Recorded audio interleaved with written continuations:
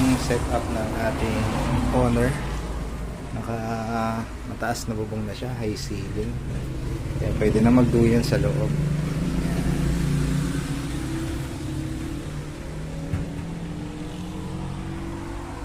Ako i-reveal yung labas pagka natapos na.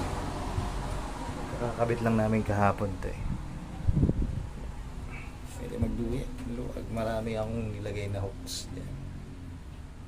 Mga sabitan ng kung ano-ano.